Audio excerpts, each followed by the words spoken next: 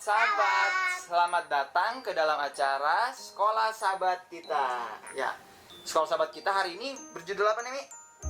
Pelayanan Samuel. Pelayanan Samuel. Kita akan melihat bersama-sama bagaimana pelayanan Samuel. Nah, ayat inti kita terdapat di dalam 1 Samuel 7 ayat 15. 1 Samuel 7 ayat 15. Di sana dikatakan, Samuel, ikutin Bapak. Samuel memerintah sebagai hakim seumur hidupnya. Ya, kita akan mendengarkan ceritanya bersama-sama. Yuk kita dengarkan ceritanya. Bangsa Israel pada saat itu sudah mulai menyembah berhala. Jadi walaupun mereka menyembah Tuhan, mereka juga menyembah berhala, patung yang disembah oleh bangsa Filistin, negara tetangga mereka. Mereka menyembah juga pohon lah, mereka ada yang menyembah batu, ada juga yang menyembah patung Baal, patung yang disembah oleh bangsa Filistin, patung dewa petir yang dianggap sebagai sumber kekuatan. Mereka benar-benar lupa bahwa Tuhanlah sumber kekuatan dari segala sesuatu. Mereka pikir dengan menyembah pohon, menyembah batu, hasil panen mereka bisa lebih meningkat.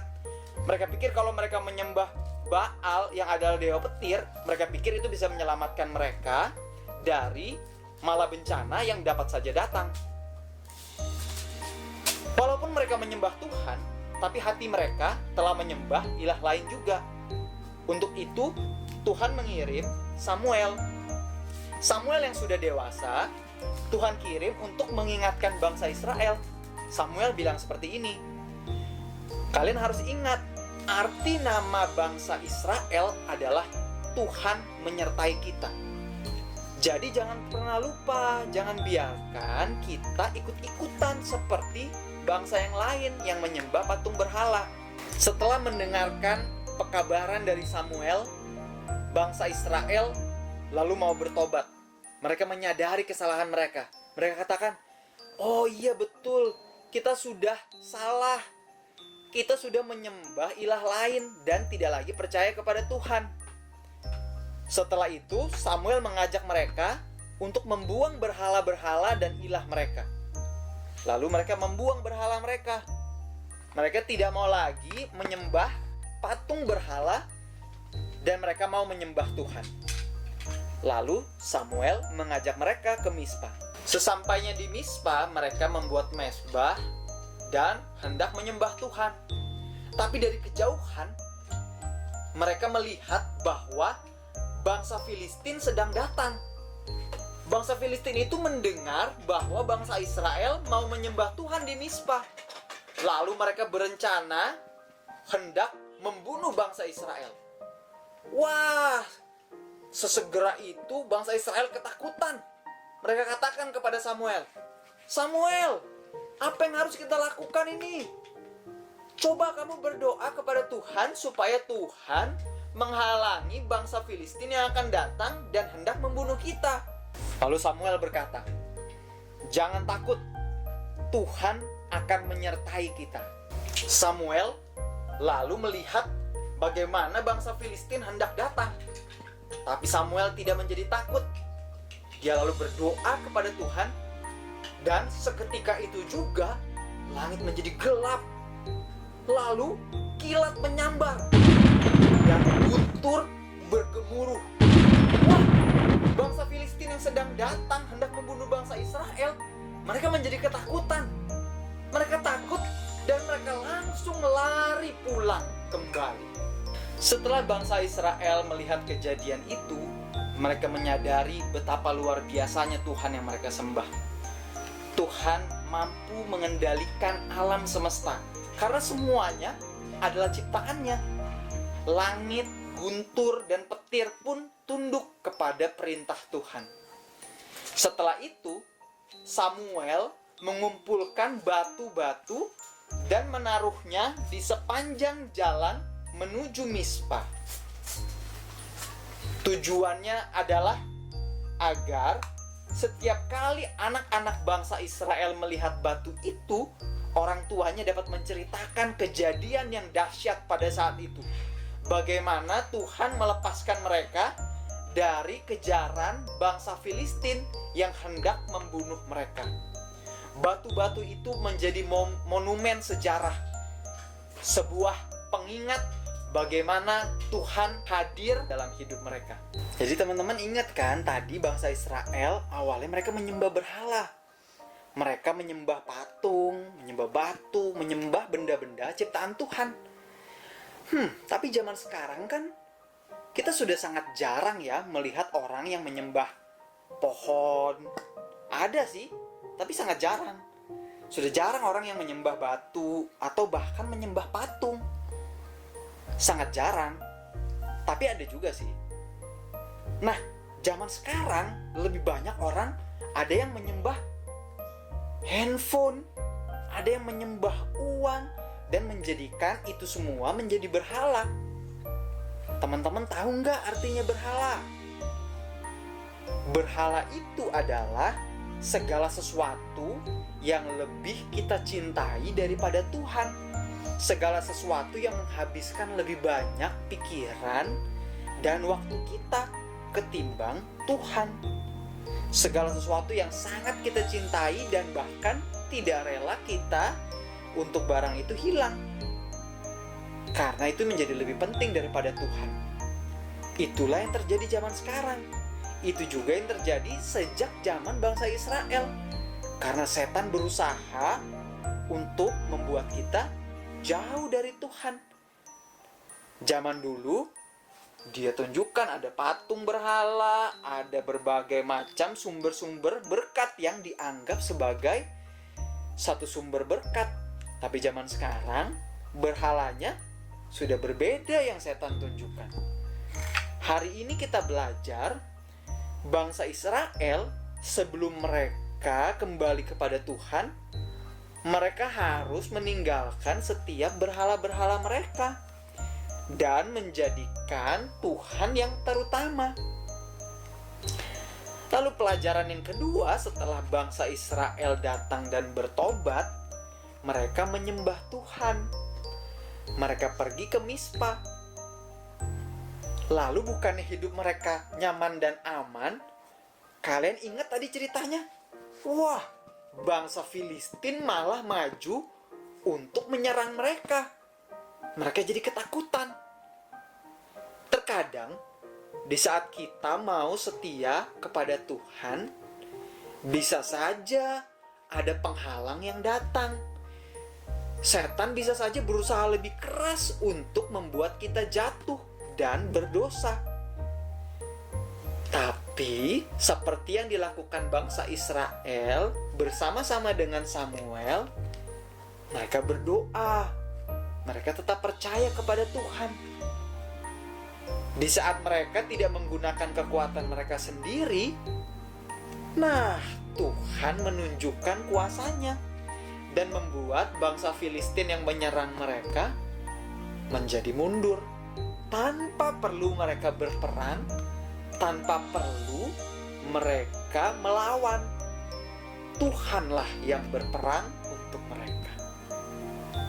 Lalu setelah itu,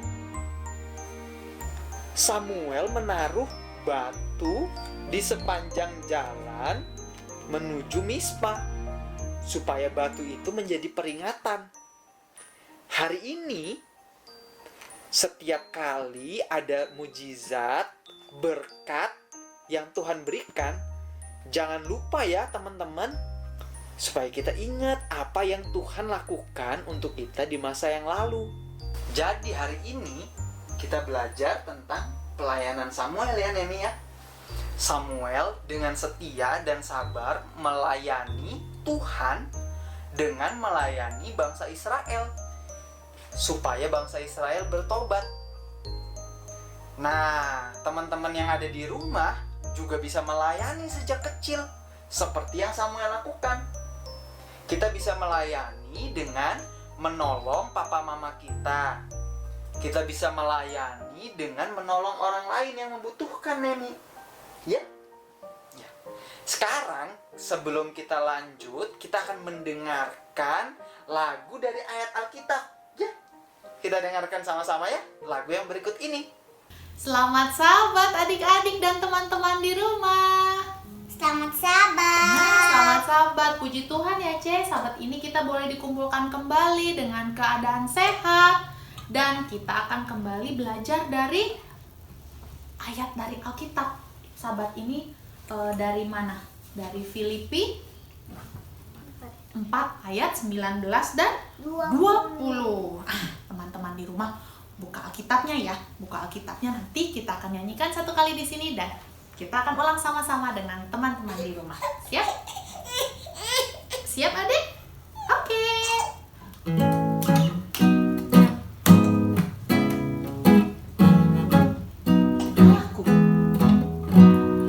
Allahku akan memenuhi segala keperluanmu menurut kekayaan dan kemuliaannya dalam Kristus Yesus.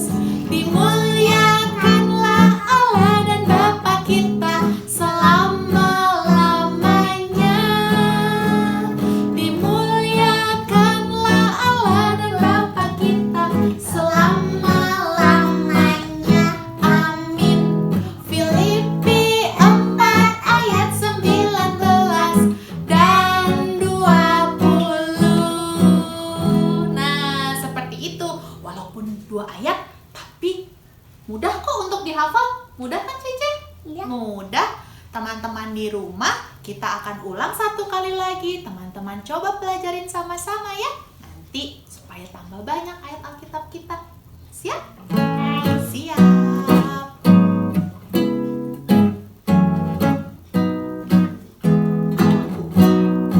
Allahku akan memenuhi segala keperluanmu menurut kekayaan dan kemuliaannya dalam Kristus Yesus. Dimuliakanlah Allah dan Bapa kita selama-lamanya. Dimuliakanlah Allah dan Bapa kita selama-lamanya. Amin. Filipi 4 ayat 19 dan 20. Demikian ayat hafalan kita sahabat hari ini. Nanti kita akan pelajari lagi kalau sudah selesai kebaktian. Tuhan memberkati. Selamat Dah. salam. Halo. Halo, kita sudah dengarkan lagu Scripture Song. Nah, sekarang kita akan membuat arts and crafts. Tapi sebelum kita mulai, kita lihat dulu nih. Ternyata ada teman-teman yang mengirimkan fotonya hasil prakaryanya ke kita. Nah, kita lihat dulu ya. Nah, ini ada adik kita, Raisa atau Ica. Dia membuat finger puppet gajah waktu itu, tapi dia bikinnya dari kaos bekas. Kreatif ya, dan bagus sekali. Ada lagi adik VJ. Adik VJ ini mengirimkan yang tangan sedang berdoa, praying book. Nah, terus ada lagi Venoya. Venoya juga sering kirim. Ini salah satunya dia kirim yang ini. Itu dia tadi beberapa karya dari anak-anak yang sudah dibagikan ke kita. Semoga adik-adik yang lain juga terinspirasi untuk membuat, berkarya. Dan jangan lupa foto, kasih ke kita ya, supaya teman-teman yang lain juga terinspirasi dan bersemangat untuk membuat prakarya. Saat kita berkarya, itu bisa kita gunakan untuk berbagi kepada orang. Kita bisa juga mengembangkan kemampuan kita. Jadi banyak sekali manfaatnya. Sekarang kita akan mulai membuat boneka dari kaos kaki bekas. Bahan-bahannya yang pertama, apa ini Nemi? Kaos kaki. Kaos kaki bekas. Terus apa ini? Bolpen. Bolpen, Gunting. gunting, Benang. benang dan jarum, terus kapas, dan yang terakhir ini manik-manik warna hitam untuk dibuat dipasang sebagai mata. Kita akan membuat boneka gajah. Nah, kita ambil satu kaos kaki, kita lipat seperti ini ya bentuknya. Kita dapat bentuk tumitnya, dan kita akan bikin polanya dengan menggunakan spidol. Di belakang tadi saya sudah bikin, tapi saya akan praktekkan dulu bagaimana caranya bikin. Kita akan buat pola kepala dan belalainya. Nah, ini kita ambil sekitar segini, lalu turun ke bawah begini. Ini kepala, bagian kepala, dan ini nanti belalainya. Terus nanti kita gunting. Oke. Terus ini sisanya bagian bawah kita garis seperti ini. Nah, ini ada sisa. Nanti ini kita bisa pakai untuk ekornya.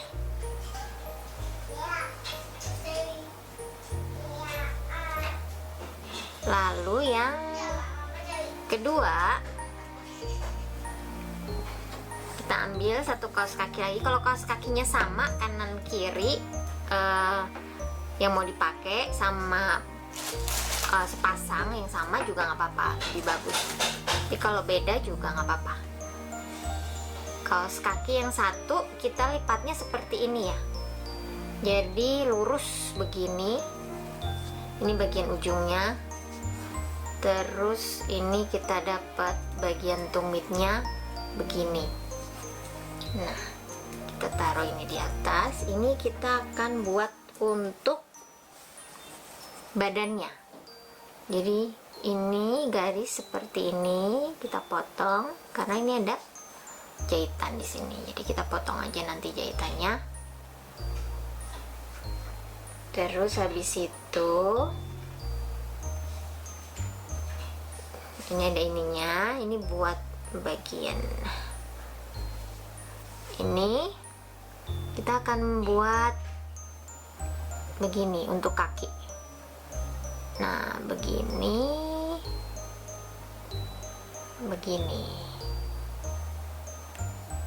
Ini kakinya, ini badannya, seperti ini. Nah, ini sisanya bagian bawah kita akan pakai untuk telinga.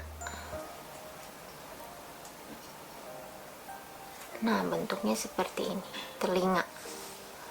Tapi ini telinganya kita bikin, kita ambil lagi kain bekas satu lagi dari kaos bekas, dari baju bekas. Seperti ini juga bisa untuk nanti kita potong sama dengan telinganya. Jadi telinganya dua sisi, telinga bagian dalam dan telinga bagian luar kita bikin warnanya beda. Gini ya. Gampang, nanti kita gunting aja seperti ini. Kita gunting sama dengan pola telinganya. Sekarang kita gunting.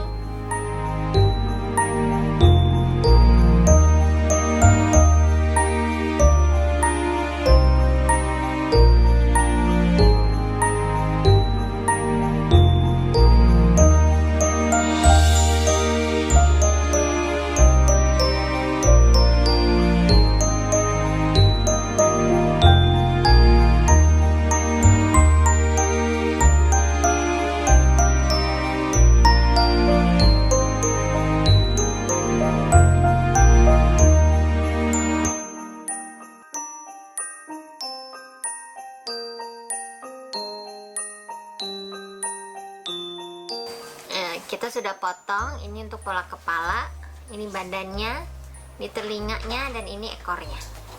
Sekarang kita akan jahit. Ambil benang dan jarum.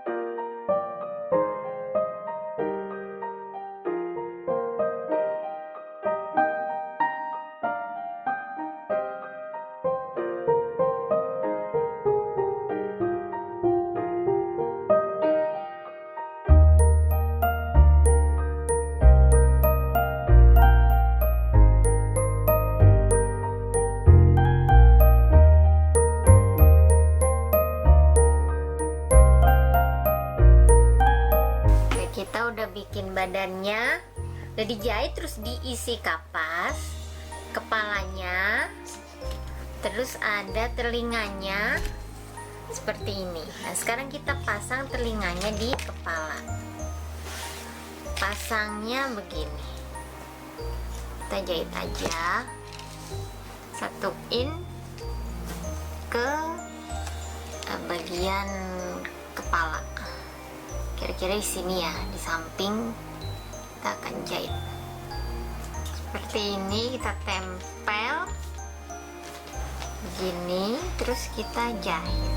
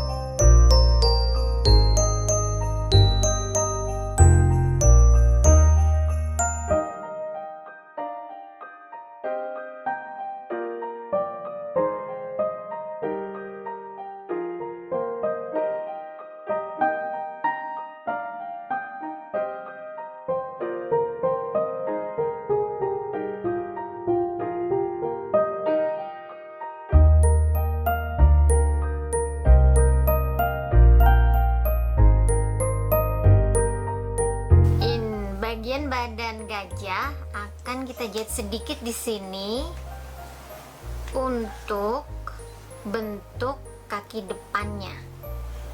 Jadi kalau kayak gini kan cuma ada kaki belakang. Nah, kaki depannya kita akan bikin jahit sedikit begini.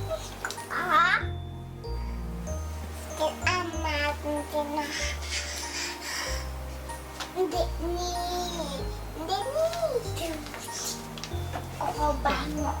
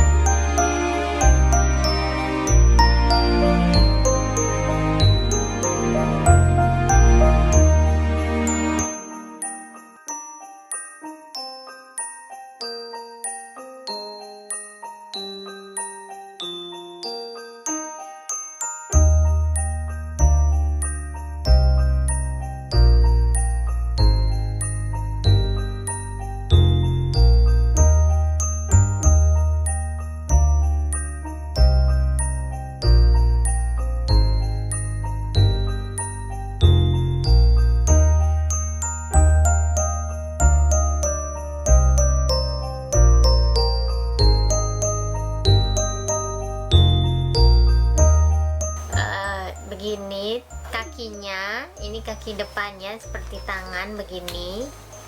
Terus kita akan pasang kepalanya, kita jahit begini, kita satukan.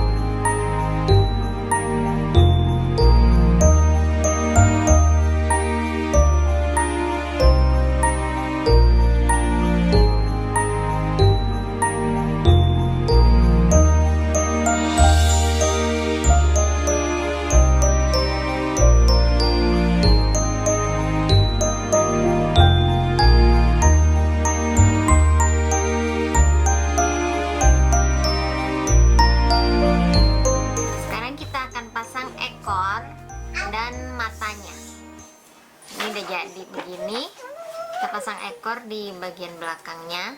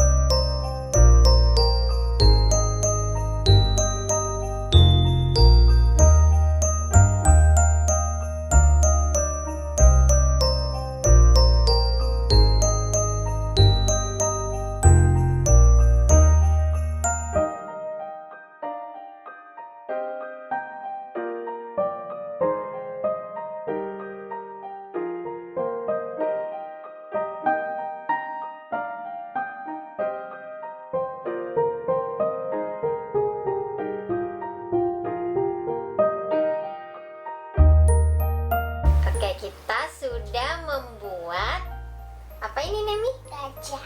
Gajah dari kaos kaki bekas. Adik-adik bisa praktek di rumah, ajak mamanya untuk membuatnya ya. Nanti setelah praktek jangan lupa foto, terus kirim ke kita ya, supaya teman-teman yang lain juga termotivasi untuk membuat prakaryanya. Oke, sampai berjumpa lagi. Dadah. Dadah.